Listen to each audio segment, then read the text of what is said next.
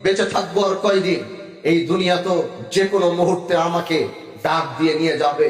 বেঁচে থাকার থেকে চিন্তা করেছি, যদি বেঁচে থাকতেই হয় তাহলে হাজী শরিয়তুল্লাহদের মতো বেঁচে থাকবো।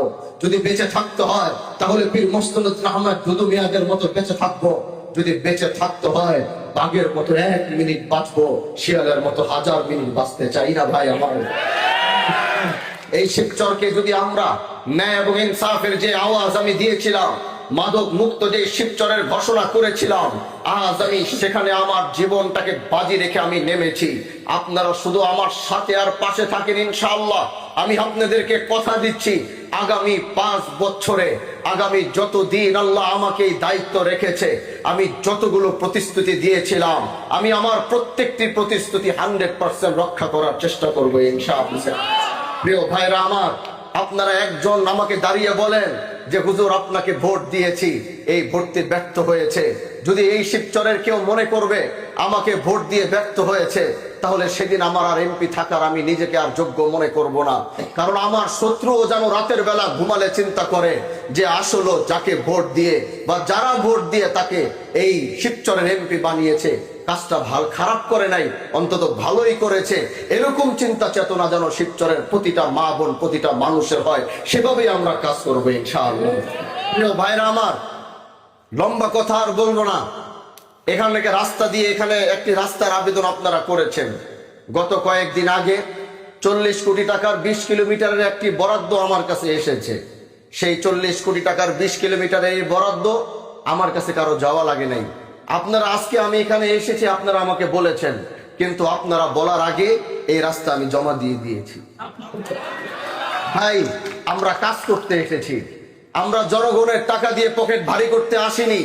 আমরা জনগণের টাকা দিয়ে রাজপ্রাসাদ বানাতে আসিনি।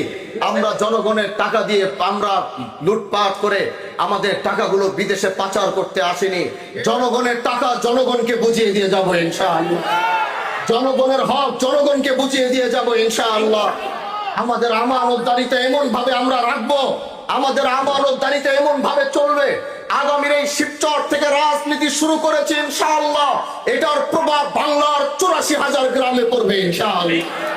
আমরা শিবচর থেকে রাজনীতি করব, আমাদের এই রাজনীতির প্রভাব বাংলার 64টা জেলায় পড়বে ইনশাআল্লাহ। আমরা সেভাবে রাজনীতি করতে চাই। আমরা আগামীর বাংলাদেশ পরিবর্তন করতে চাই। আমরা আগামীর বাংলার কালচার পরিবর্তন করতে চাই। আমরা আগামীর যুবকদেরকে পরিবর্তন করতে চাই। আমরা বাংলাদেশের মানচিত্রকে আবার সুন্দর এমন এক মানচিত্র করতে চাই, যে মানচিত্রের ভিতরে কোনো বৈষম্য থাকবে না, কোনো অন্যায় থাকবে না, কোনো জুলুম থাকবে না, কেউ আধিপত্য বিস্তার করতে পারবে না। আধিপত্যবিহীন এক বাংলাদেশ আমরা আপনাদেরকে উপহার দিতে চাই ইনশাআল্লাহ।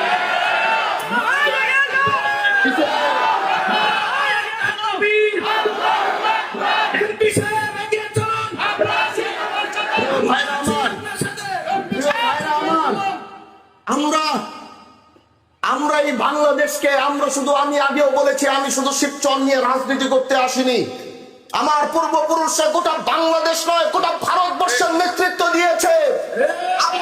তারা যদি ভারতবর্ষের নেতৃত্ব দিতে পারে, আমাদেরকে গোটা পৃথিবীর নেতৃত্ব দেওয়ার সেই যোগ্যতাই তৈরি করতে হবে।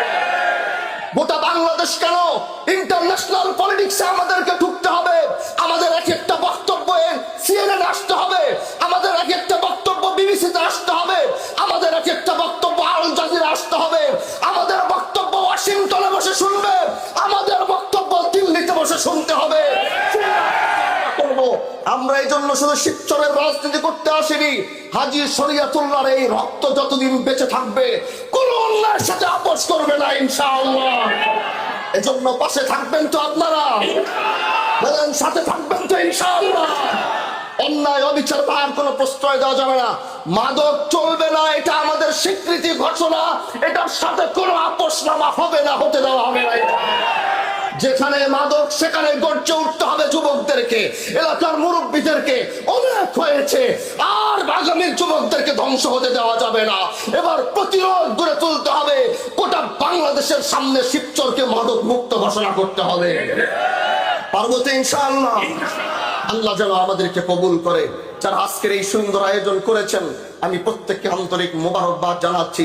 এই আশাই আমার শেষ নয়, বারবার আসতে চাই, বারবার আপনাদের সাথে কথা বলতে চাই, বারবার আপনাদেরকে দেখতে চাই, আপনাদের সাথে আপনাদের পাশে থাকতে চাই, শুধু আপনাদেরকে নিয়ে চলতে চাই, আপনাদেরকে নিয়েই আগামী শিবচর গড়তে চাই। আল্লাহ আপনাদের সবাইকে ভালো রাখুক।